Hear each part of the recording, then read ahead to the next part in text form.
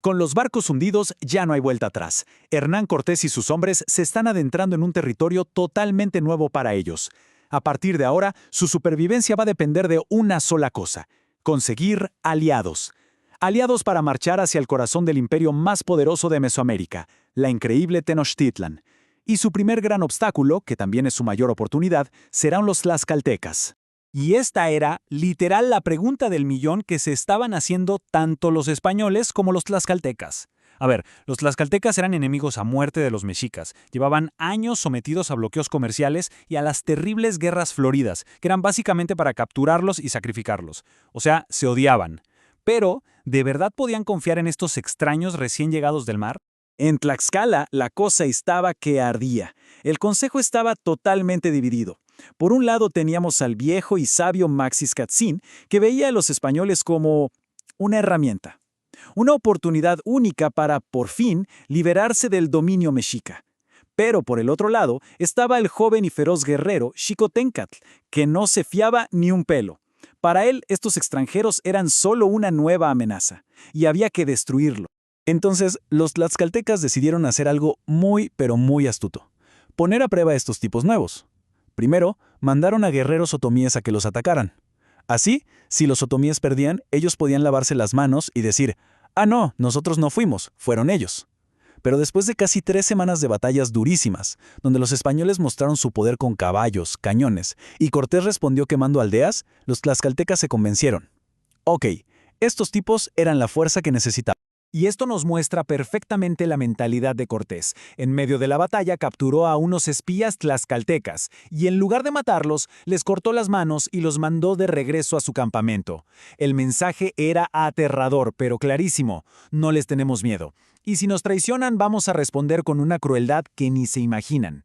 Fue una jugada de guerra psicológica, y funcionó. Tlaxcala pidió la paz y les ofreció una alianza total. Bueno, con un ejército de miles de nuevos aliados tlaxcaltecas de su lado, Cortés ahora tenía que tomar una decisión clave. Su destino era Tenochtitlan, sí, pero el camino lo ponía justo frente a las puertas de Cholula, una ciudad sagrada y una aliada importantísima de los mexicas. Aquí es donde Cortés se enfrentó a un dilema gigante. Moctezuma, desde la capital, le insistía: vengan por Cholula, es la mejor ruta. Pero sus nuevos amigos, los tlaxcaltecas, le rogaban que no lo hiciera. Le decían: no vayas, Cholula es una trampa, son súper leales a los mexicas. Entonces, ¿a quién le haces caso? Aquí vemos cómo pensaba Cortés, no como un diplomático, sino como un estratega militar. Irse por otro lado significaba dejar a Cholula, una ciudad enemiga, a sus espaldas. Y si las cosas salían mal en Tenochtitlan y necesitaba escapar rápido, los de Cholula le podían cerrar el paso. Así que decidió que el riesgo de ignorarlos era mucho mayor que el de enfrentarlos. La decisión estaba tomada: marcharían sobre Cholula. Y es aquí donde la historia se pone oscura, muy oscura y sangrienta. Lo que pasó en Cholula es uno de los eventos más polémicos y debatidos de la conquista. Es una mezcla de propaganda, miedo y muy posiblemente una traición. Esta es la pregunta que todos se hacen. La versión que más conocemos es la de los españoles, claro, pero está llena de cosas que no cuadran. Así que vamos a analizar las pistas, como si fuéramos detectives de la historia. A ver, según Cortés, todo fue un ataque para prevenir una traición. La historia oficial dice que una señora noble de Cholula se hizo amiga de Marina, la traductora, y le advirtió de una emboscada para que pudiera escapar. Le dijo que había 20,000 guerreros mexicas escondidos afuera. Marina, obviamente leal a Cortés, fue y le contó todo. Cortés, para confirmar, capturó a unos sacerdotes, los torturó y ellos confesaron el plan. Con esa justificación, lanzó el ataque. Pero esta versión tiene muchísimos agujeros. Primero, la historia del informante suena rarísima. ¿Por qué una mujer noble traicionaría a toda su ciudad por alguien que acaba de conocer? Segundo, una confesión bajo tortura, pues no es muy confiable, ¿verdad? La gente dice lo que sea para que dejen de lastimarla. Y lo más importante, el famoso ejército de 20,000 mexicas jamás apareció. Nunca existió tal ejército. Y la cantidad de muertos, bueno, eso también es un misterio. El mismo Cortés reconoció haber matado a 3,000 personas. Otros cronistas españoles dicen que fueron 6,000 o hasta 15,000. La verdad es que nunca sabremos el número exacto. Pero ya sea que se estuvieran defendiendo de una traición o que fuera un acto de terror para meterle miedo a todo el mundo, el resultado fue una masacre que dejó a toda Mesoamérica en shock. Después de la brutalidad de Cholula, el ejército de Cortés y sus aliados siguió avanzando. Y entonces, al cruzar el paso entre los volcanes, el Popocatépetl y el Iztaccíhuatl lo vieron. Por primera vez, los ojos de los europeos contemplaron el Valle de México y la increíble, la asombrosa ciudad de Tenochtitlan. Para que nos hagamos una idea del impacto, pensemos en el mundo que conocían estos españoles. La ciudad más grande y poblada de España en esa época era Sevilla. Tenía unos 50,000 habitantes. Para ellos, eso era una megametrópolis.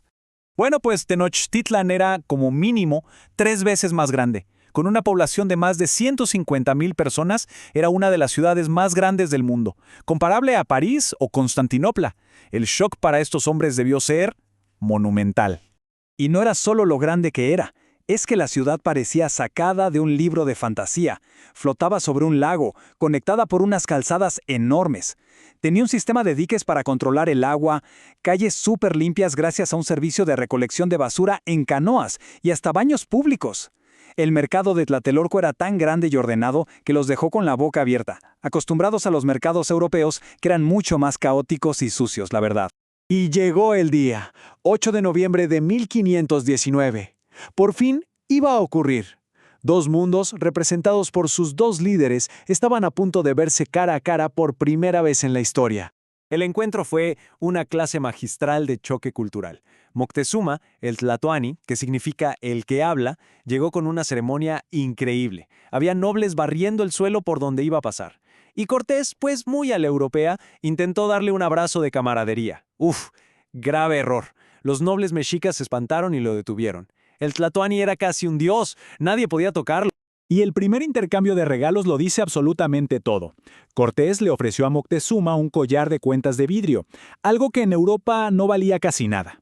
Moctezuma, a cambio, le entregó un collar espectacular hecho con caracoles y 8 camarones de oro puro, una obra de arte de un valor incalculable.